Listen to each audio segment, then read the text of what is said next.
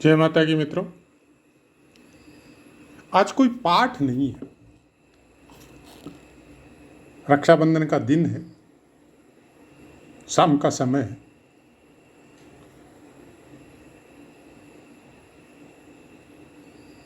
और कुछ ऐसे ही मन में कुछ विचार आए, चाहे एटमॉस्फेयर की वजह से हो, चाहे कोई फ़ोन कॉल की वजह से हो। और जिन्होंने फ़ोन कॉल किया है वो भी ज़रूर सुन रहे होंगे इस पाठ को। हो सकता है कल आपको मिले या परसों मिले यह पाठ। ज्योतिष और ज्योतिषी दोनों क्या अलग अलग होते हैं? हाँ, अलग अलग होते हैं। ज्योतिष एक वो ज्ञान है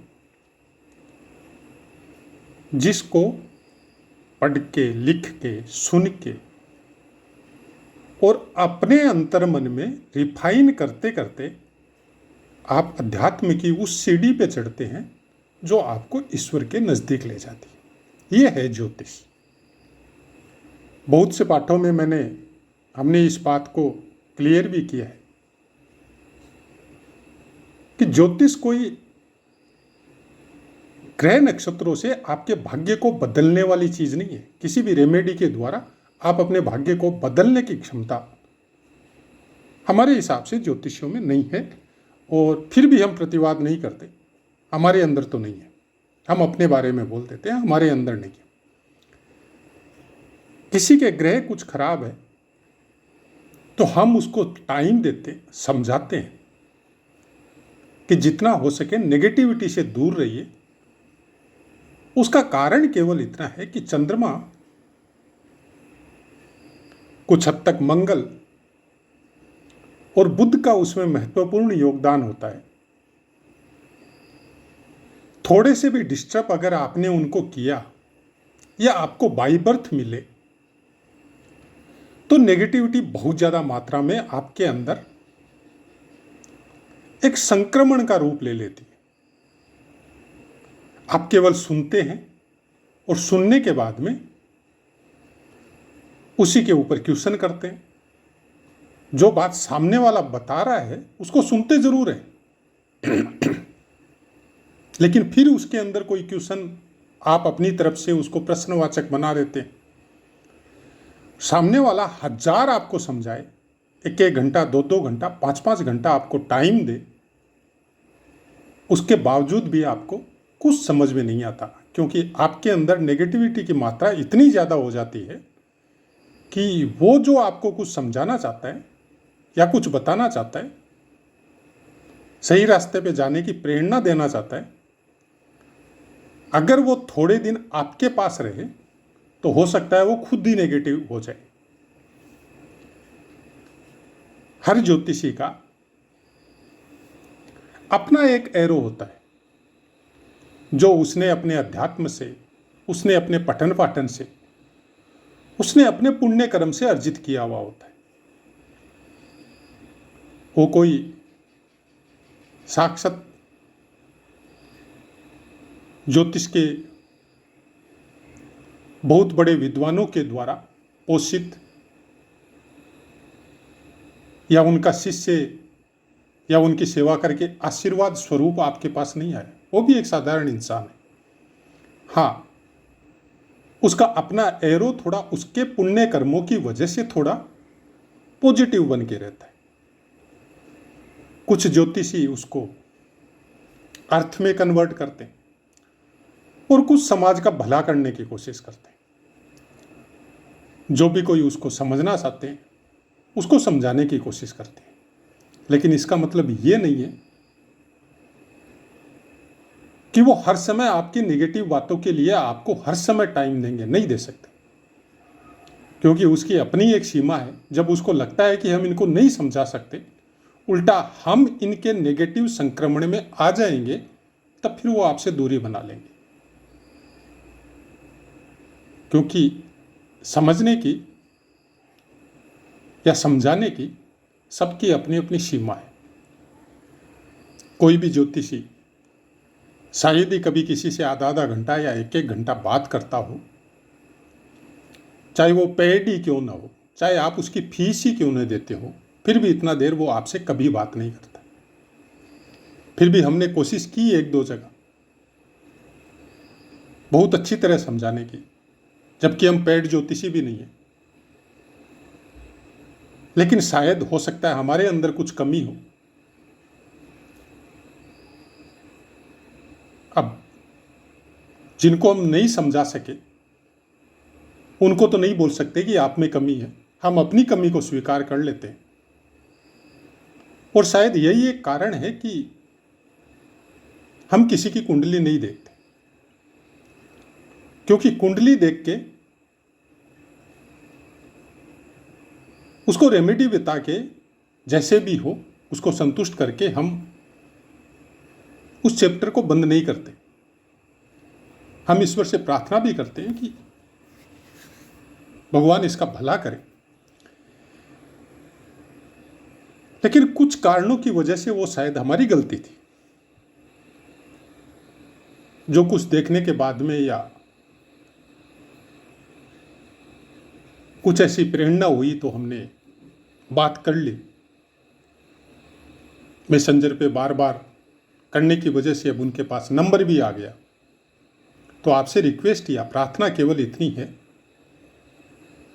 कि न तो हम पेड ज्योतिष हैं, न हम ज्योतिष के प्रकांड विद्वान हैं,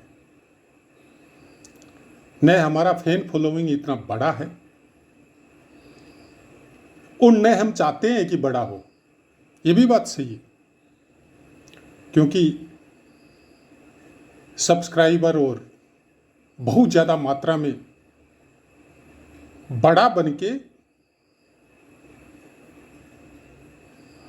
उसको सहना भी बहुत बड़ी मतलब काबिलियत होनी चाहिए, जो शायद हमारे अंदर नहीं है। क्योंकि हमको अपना समय अपने भगवान का नाम लेने के लिए भी चाहिए। सारा दिन बिजी नहीं रह सकते। हमको ज्योतिष के ऊपर पठन पाठन और मनन के लिए भी समय चाहिए। और हर किसी बात केवल आपको संतुष्ट करने के लिए हम नहीं बोल सकते। जो हकीकत है, जो हमको नजर आता है, हम वही बोलने की कोशिश करते हैं। तो उसके लिए हम माफी चाहते हैं, न तो कुंडली का अध्ययन करते हैं, और न हमारे अंदर इतनी शक्ति है कि हम आपके भाग्य को रेमेडी के द्वारा बदल सकते हैं। हाँ, आप बदल सकते हैं अपने कर्मों के द्वारा। अब अगर नेगेटिव कर्म करेंगे और बाई बर्थ प्रारब्ध के द्वारा आपको अच्छे ग्रह मिले हैं जो आपका एक समय अनुसार उत्थान करेंगे, तो उस नेगेटिव कर्मों की वजह से या नेगेटिव थिंकिंग की वजह से वो भी नहीं कर सकते। तो हम तो एक साधारण इंसान हैं।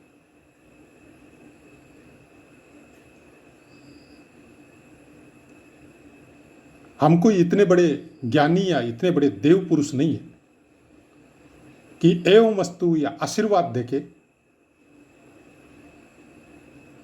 आपका भाग्य बदल सके। न तो कोई ज्योतिषी, न कोई और।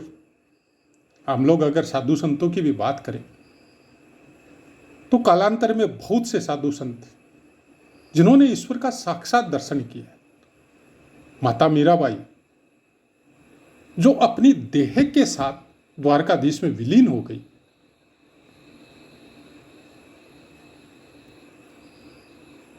उनके भी प्रारब्ध के भोग उन सबको भोगने पड़े। इवन जिनको हम भगवान का अवतार बोलते हैं, वो भगवान ने भी अपने प्रारब्ध और ग्रहों के भोग के ही अपने जीवन का समापन किया है। चाहते तो सब कुछ क्षण भर में चेंज कर सकते थे, लेकिन नहीं किया है। क्योंकि जिस समय में उनका जन्म हुआ और जो प्रारब्ध के द्वारा ग्रहों का जो फल उनको मिला, वो निर्विकार रूप में रह के उसको भोगा है। उस मशीन ने, उस देह ने उनकी सब फलों को भोगा है, चाहे वो अच्छे हो चाहे बुरे हो। तो हम लोग तो उसके, वो पुराणों के अनुसार सुई की नोक के ऊपर लाखों आत्माएं बैठ सकती है।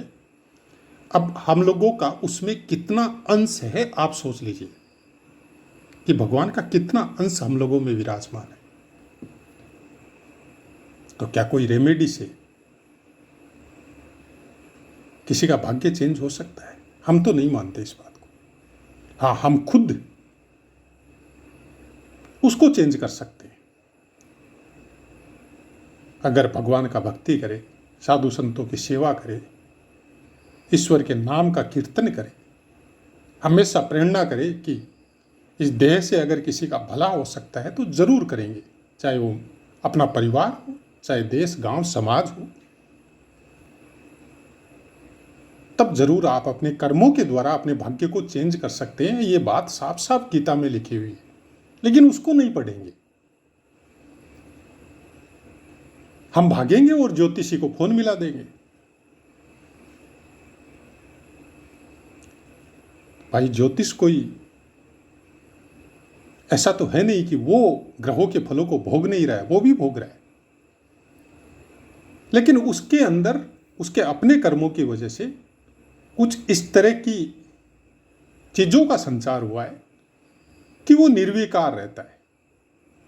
धीरे धीरे भगवान उसको, जिसकी जितनी अध्यात्म की शक्ति होती है, उसके अनुसार उसको भगवान उस तरह की ऊर्जा प्रदान करता है कि ठीक है, समय का चक्कर है, ग्रह नक्षत्रों का गोचर है, असर होगा, रोक नहीं सकते आप उसको। हाँ, अपने आप को रोक सकते। कुछ अपने ऊपर अध्ययन और मनन कीजिए, कौन सी चीजें आपको दुख तकलीफ दे रही है। उन चीजों को दूर नहीं कर सकते, लेकिन अपने कर्मों को चेंज कर सकते कि वर्तमान में आप क्या कर रहे हैं और कौन सी बातों से आपको तकलीफ है। अब सपोज घर में ही किसी की बात से कोई तकलीफ आपको हो रही है, तो सबसे पहले अपना रिसर्च कीजिए कि कौन सी बात से उसकी तकलीफ आपके अंदर हो रही है, तो क्यों हो रही है, और कहने वाला क्या कहना चाहता है। अगर वो वैसा ही है, उसकी वाणी या उसके कर्म वैसे ही है, तो उसको सुधारने की जरूरत नहीं है, क्योंकि उसको भगवान ने ये ज्ञान प्राप्त नहीं करवाया है, आपको करवाया। आप अपने आप को सुधारिए और उसकी बातों को मत लगाइए। लेकिन हमने आपको पहले बोला, ज्योतिषी कोई भगवान नहीं होता है, वो भी एक साधारण इंसान है। हाँ, उसको समझ में आ जाता है कि भाई ये तकलीफ क्यों मिल रही है, तब वो थोड़ा थोड़ा अपने अंदर परिवर्तन करके उस तकलीफ से समय अनुसार वो धीरे धीरे निकल जाता है, क्योंकि समय एक जैसा नहीं रहता है। और जैसे जैसे अभी जो पीरियड चल रहा है, अभी क्या 3 साल से जो पीरियड चल रहा है, आने वाले 3-4 साल तक और चलेगा। ये संक्रमण काल है। ये पूरी पृथ्वी पर रहने वाले जीवों पर, जड़ और चेतन सब पर इसका असर हो रहा है, होगा और होता रहेगा। कोई नहीं रोक सकता। आप अपने आप को सुधारिए। आप सोचिए कि जिनकी भी उम्र हमारे जैसी है, 55-60 के आसपास, उन्होंने एक वो समय भी देखा था कि आज के 30 साल पहले तक धर्म का प्रचार प्रसार इतना ज़्यादा नहीं था। न कथा भागवत गांव समाज या सिटी में इतनी ज़्यादा होती थी, न उन कथा भागवतों में भंडारे इतने ज़्यादा होते थे, क्योंकि किसी के पास पैसा ही नहीं होता था। लेकिन उसके बावजूद आपस में प्रेम बहुत था। किसी के यहाँ कोई तकलीफ होने से अगल बगल के सब आदमी आके वहाँ पे उसको तकलीफ बांटने के लिए खड़े होते थे। लेकिन आज धर्म का प्रसार सोशल मीडिया के द्वारा अपनी चरम सीमा पर है। अच्छे अच्छे संतों की वाणियां हम लोगों को आसानी से अपने घर में किसी भी अवस्था में बैठे हुए सुनने को मिल रही है। लेकिन हो क्या रहा है? हम भागवत कथा किसी संत महात्मा की अपने घर में बैठ के सुन रहे हैं, और बगल वाले घर में पड़ोसी कोई पीड़ा हो गई, उसका हम लोगों को आभास ही नहीं है, पता ही नहीं क्या हुआ। क्योंकि घर इस तरह से पैक हो गए कि बाहर की आवाज़ भीतर नहीं आ रही, तो आपके भीतर की आवाज़ भी बाहर नहीं जा रही। समय की विडंबना देखिए कि जिससे बात करो सब नेगेटिव है। बहुत कम आदमी आपको इस समय में पॉजिटिव मिलेंगे। कोई किसी को गाली दे रहा है, कोई किसी को गाली दे रहा है, कोई नेता को दे रहा है, कोई पड़ोसी को दे रहा है, कोई भाई को दे रहा है, कोई माँ बाप को दे रहा है। किसी के मन से सत्य वचन बहुत कम मात्रा में इंसानों के मुंह से सुनने को मिलता है। सनातन धर्म की वो प्रार्थना, सर्वे भवन्तु सुखिनः सर्वे सन्तु निरामया, हृदय से वो प्रार्थना सबका मंगल हो, सब सुखी हो, सब स्वस्थ हो, बहुत कम सुनने को मिलती है। पूरी भागवत कथा गांव में हुई, पूरी सुनी। एक बार भी महाराज ने 4 घंटे की कथा इस श्लोक को और इसके अर्थ को नहीं समझाया। अब आप सोचिए कि हम लोग इस धर्म के मामले में कहां जा रहे हैं। पीड़ा होती है, कैसे दूर करें। एक तो नेगेटिव आदमी, चाहे आपके परिवार में हो, चाहे फ्रेंड सर्कल में हो, चाहे कहीं और हो, भगवान ने आपको थोड़ी भी पॉजिटिविटी दी है तो अपनी तरफ से अपने कर्म कीजिए, कोशिश कीजिए उसको सुधारने की एक सीमा तक। और जब आपको ये लगे कि ये नेगेटिव मेरे को हिट करने वाली है तो फिर दूर हो जाइए और उसको उसके हाल पे छोड़ दीजिए और भगवान से माफ़ी मांग लीजिए, प्रभु आपने प्रेरणा दी लेकिन मेरे अंदर, हमारे अंदर इतनी शक्ति नहीं है कि इसके प्रारब्ध को या इसके थिंकिंग को या इसके विचारों को हम सुधार सके, क्योंकि प्रारब्ध के द्वारा इसको जो मिला है और इसने जो कर्म करके अपने विचारों को पुष्ट किया है नेगेटिविटी में, हर चीज में नेगेटिव देखना, तो फिर वो नहीं सुधर सकता। आप सोचिए,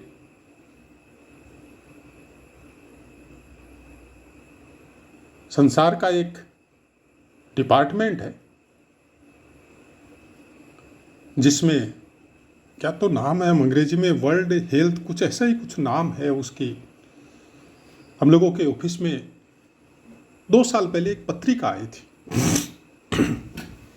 उसको पढ़ा था हमने। हालांकि इंग्लिश हमें इतनी अच्छी नहीं आती है लेकिन बाकी सबको आती है, तो उनसे उसका हिंदी में रूपांतर करवा के उसको पढ़ा था। तो उसमें बताया था कि जिसके पास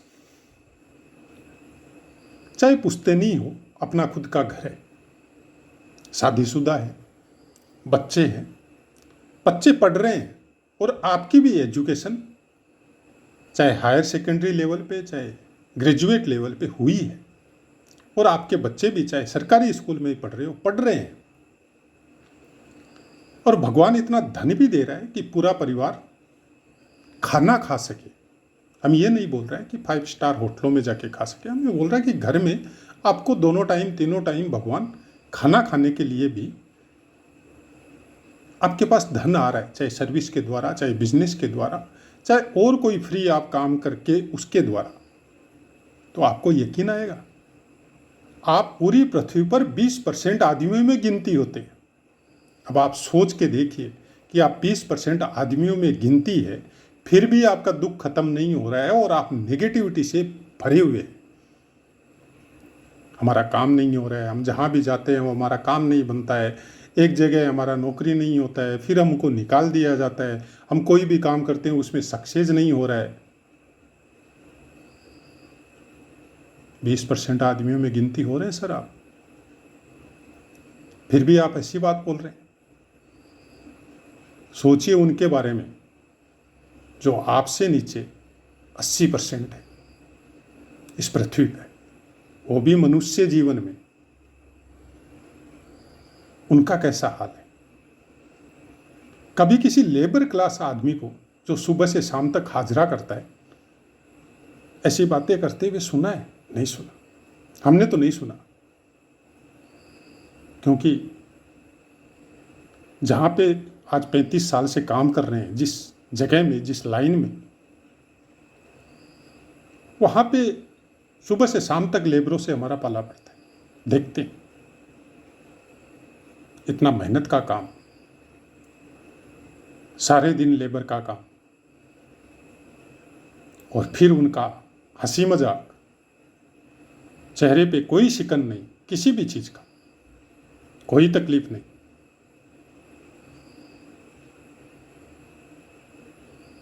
लेकिन हम लोगों को तकलीफ है जो 20% आदमियों में गिनती हो रही। एक रिक्शा वाला सुबह से शाम तक मेहनत करता है, शाम को पूरा शरीर उसका दर्द करने लगता है, और सुबह फिर वो तरोताजा होके हंसते हुए आपको रिक्शा चलाते हुए मिल जाता है।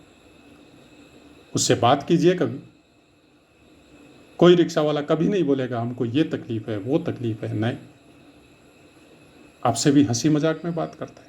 अब ये हो सकता है कि जिसका जैसा एरो होता है भगवान उसको उसी के पास भेजता है। अब ये हो सकता है कि हमको नहीं मिलते। हाँ, कभी कोशिश करते हैं कि किसी की मेहनत का पैसा 2 रुपये बेची जाए, हम 2 रुपये कम यूज कर लेंगे, 1 किलो फ्रूट की जगह आधा किलो ले जाएंगे, लेकिन मेहनत वाले का पैसा पूरा देंगे। जब ऐसी प्रेरणा आपके अंदर आती है तो ऑटोमेटिक उसमें पॉजिटिविटी का संचार होता है। जब आप घर में अपने ही घर वालों का बनाया हुआ खाना खाते हैं और उस समय भगवान का धन्यवाद करते हैं कि प्रभु आपने 20% आदमियों में हमको भेजा है, उसके लिए आपका बहुत बहुत धन्यवाद, लेकिन कृपा करके उन 80% आदमियों का भी ख्याल रखिए, उनको भी भरपेट भोजन मिले। ऐसी प्रार्थना जब करते हैं तो ये सनातन धर्म की जो प्रार्थना है, इससे बहुत बड़ी पॉजिटिविटी मिलती है आपको। ये कम बात नहीं है, इस श्लोक का अर्थ कोई मामूली नहीं है।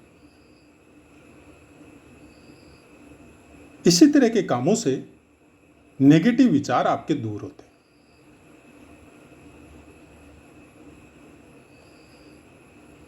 अपने से नीचे तबके में काम करने वालों के साथ कभी बैठ के हंसी मजाक किया, उनके दुख दर्द में शामिल हुए, आपकी हैसियत हुई तो फाइनेंशियली उनको हेल्प किया, नहीं हुई तो नहीं से। लेकिन आजकल तो सोशल मीडिया का ज़माना है, किसी को 4 केले भी खाने के लिए देंगे तो सोशल मीडिया में वीडियो बना के पोस्ट करेंगे। ये नेगेटिविटी का सबसे बड़ा कारण है, जो आप धीरे धीरे अपने अंदर उसको प्रवेश करवा रहे हैं। क्यों कारण है? क्योंकि आदमी देख देख के जब बोर होना चालू हो जाता है इस बात को लिए, और वो स्क्रॉल करके आगे बढ़ जाता है, आपको लाइक और सब्सक्राइब जब नहीं मिलता है तो ऑटोमेटिक वो चीज़ आपको हिट करेगी। फिर हमने ऐसे ऐसे चैनल भी देखे जिनका शुभारंभ बहुत अच्छा हुआ है, बहुत सही बात बता रहे थे, और अब वही आ गए, वो 2 लौंग जला दीजिए, 2 कपूर जला दीजिए। वही चैनल जिनका सब्सक्राइबर लाखों में है, जो शुरू में बोलते थे कि कोई रेमेडी नहीं होता है अच्छे कर्मों के अलावा, वही आज लौंग और कपूर और झाड़ू और फिटकड़ी में आ गए।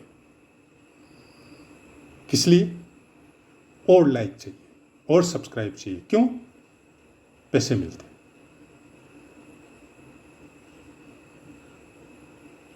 ये तृष्णा है जो कभी खत्म नहीं होगी। और हम शुरू से बोलते आ रहे हैं कि न तो हम पेड ज्योतिषी हैं, न हमारी कोई ऐसी कोई मनोकामना है कि बहुत बड़े सब्सक्राइबर हो, बहुत ज़्यादा लाइक मिले। नहीं, पता नहीं क्यों 30 साल से पढ़ रहे हैं, मनन कर रहे हैं, परिवार में सबको पता है, फ्रेंड सर्कल में पता है,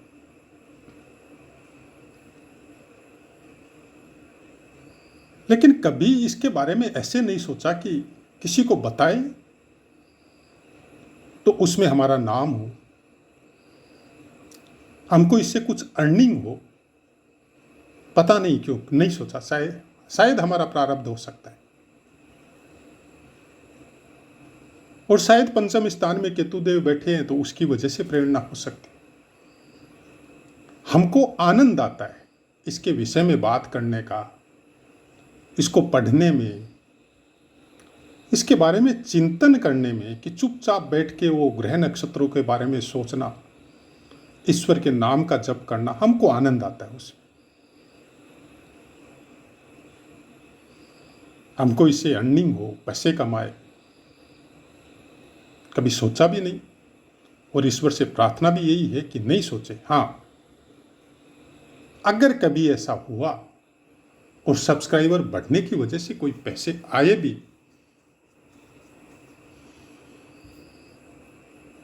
तो भी ईश्वर से यही इच्छा है कि ऐसी कमाई को भगवान कोई सत्कर्मों में लगवाए।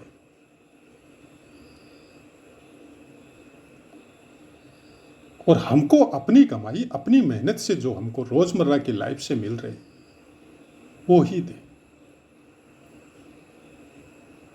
या कोई और उसकी इच्छा हो तो जीनियन तरीके से कोई दूसरे रास्ते से दे, ज्योतिष से नहीं। ज्योतिष से कमाई नहीं चाहते, ज्योतिष से ज्ञान चाहते हैं, किसी का भला हो, ऐसी प्रेरणा चाहते हैं ईश्वर से। लेकिन इतनी शक्ति नहीं है कि आपके प्रारब्ध को चेंज कर सके। आपके प्रारब्ध को आप खुद चेंज कर सकते। इसलिए प्रार्थना इतनी है कि आप सुने जो भी पाठ आ रहे, और उसको ग्रह ठीक करने के लेवल में मत सुनिए। उसको ये सुनिए कि कहना क्या चाहते हैं। कोई सूर्य, मंगल, बुध, गुरु, बृहस्पति जो आपको मिले हैं वो आपके प्रारब्ध है, और जो फल आपको मिलेंगे वो आपके कर्म डिसाइड करेंगे। कोई जरूरी नहीं है कि जो प्रारब्ध आपको मिला है अक्सर ऐसे वैसा का वैसा ही आपको भोगना पड़े, कोई जरूरी नहीं है। ये कर्म डिसाइड करते हैं। जैसा प्रारब्ध मिलता है वैसा का वैसा केवल पशु, पक्षी और जानवर भोगते हैं, मनुष्य नहीं। मनुष्य के कर्म डिसाइड करते हैं कि वो फल वैसा का वैसा भोगेंगे या उसमें भी कुछ परिमार्जन या रिफाइन होके मिलेगा। ये उसके कर्म डिसाइड करते हैं।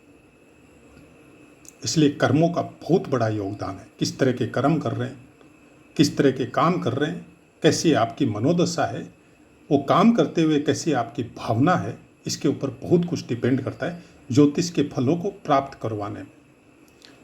अच्छे अच्छे फल जो आपको, जैसे बोलते हैं कि राहु एकादश स्थान में बैठा हुआ बहुत अच्छा फल देता है, बहुत अच्छा फल देता है। लेकिन आपको वो सब कर्म करवाएगा जो नहीं करने चाहिए, और उन कर्मों की वजह से आपको अच्छा फल देगा। लेकिन जिस दिन लेगा उस दिन आपको कहां ले जाके पटकेगा, ये वो कर्म डिसाइड करेंगे कि कौन कौन से कर्म करने की वजह से आप ऊपर उठे।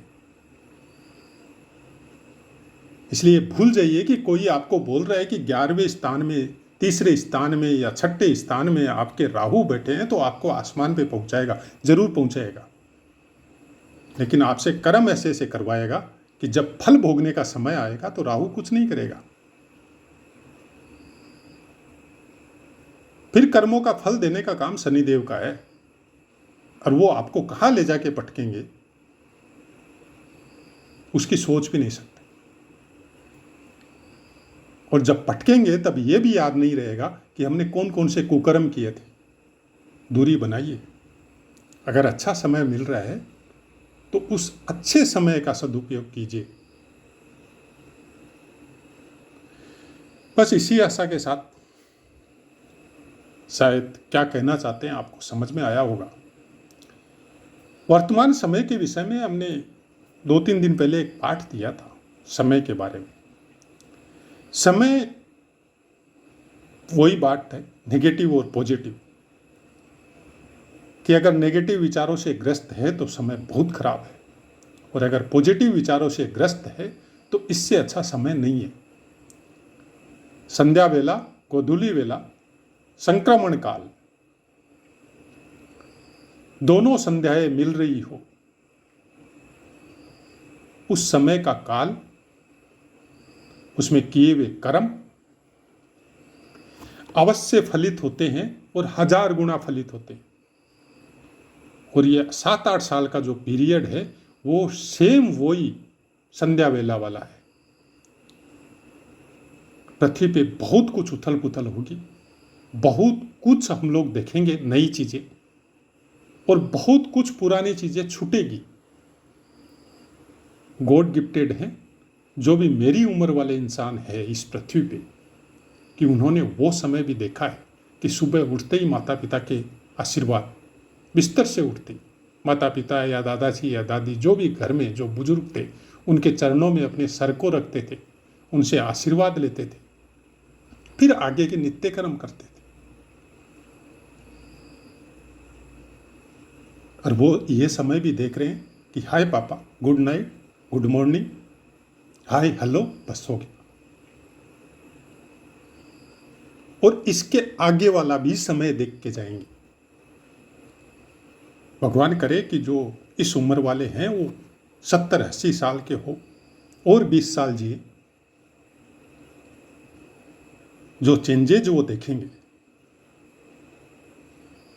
वो स्पीडली चेंजेज आएगी, बहुत स्पीडली आएगी, अच्छी और बुरी दोनों आएगी।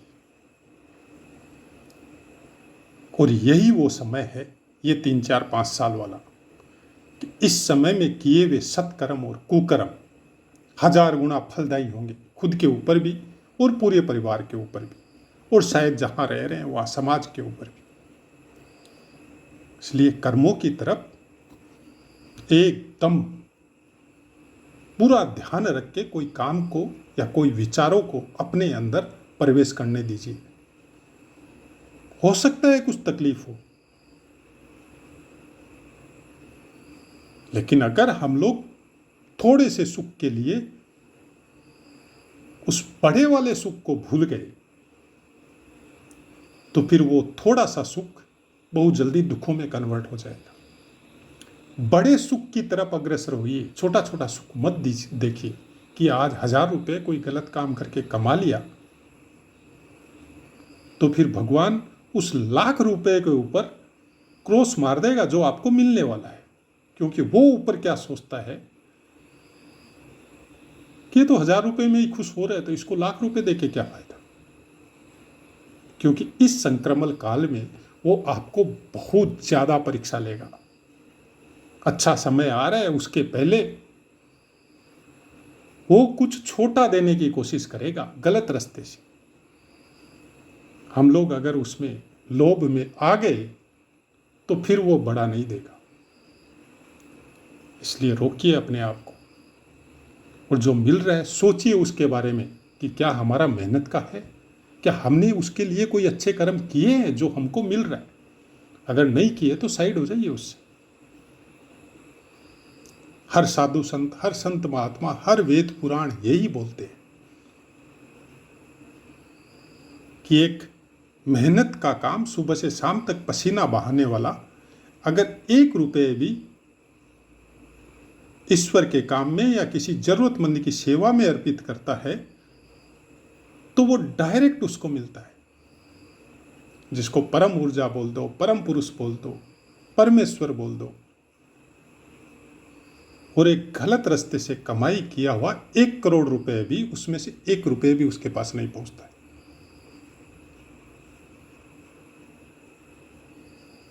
तो बातों पे थोड़ी समझने की कोशिश कीजिए। हम कुछ नहीं कर सकते। हम इस चैनल के द्वारा आपको जो हमने प्रैक्टिकल में देखा है ग्रहों के बारे में कि ऐसी कुंडली है। हमारे एक मित्र है, अच्छे पैसे भी दिए भगवान ने, ऐसे ही एक्सपीरियंस के लिए, क्योंकि उनको ज्ञान बहुत ज़्यादा है, ज्योतिष का भी है। एक बहुत बड़े विद्वान, नाम तो ले लेंगे ज्योतिष का, और जो बहुत फेमस है आसपास के क्षेत्र, हमारी कुंडली लेके गए कि इनके बारे में बताइए कि क्या कर रहे हैं, कहाँ है, क्या है इनका। तो आप सोच नहीं सकते, उन्होंने जो बताया उसका 1% भी हमारे साथ नहीं मिल रहा है। वो खुद आके बोले हमको कि जो आपके बारे में बताया गया उसका 1% भी आपके साथ नहीं मिलता है। बस यही बात है। कर्मों को सुधारिए, सही रास्ते में चलिए। जब आप सत्कर्म की तरफ निकलते हैं ना, तकलीफ हो सकती है, लेकिन गुरु और केतु का योगदान शुरू हो जाता है, चाहे आपकी कुंडली में कैसे भी विराजमान हो।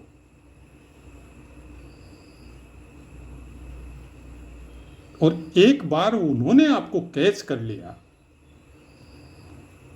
तो फिर वो गलत मार्ग पे जल्दी से नहीं जाने देंगे। फिर हर समय वो आपको टोकते रहेंगे, ये गलत कर रहा है, मत कर। तो आशा है मित्रों पाठ समझ में आया होगा। थोड़ा लंबा हो गया वीडियो, अब वाणी को विराम देते। हम अलग से कोई पाठ नहीं देते, जो हमारा सुचारू रूप से जो नियमित पाठ है उसी में लास्ट में हम कुछ बताते हैं गोचर के विषय में या और कोई बात।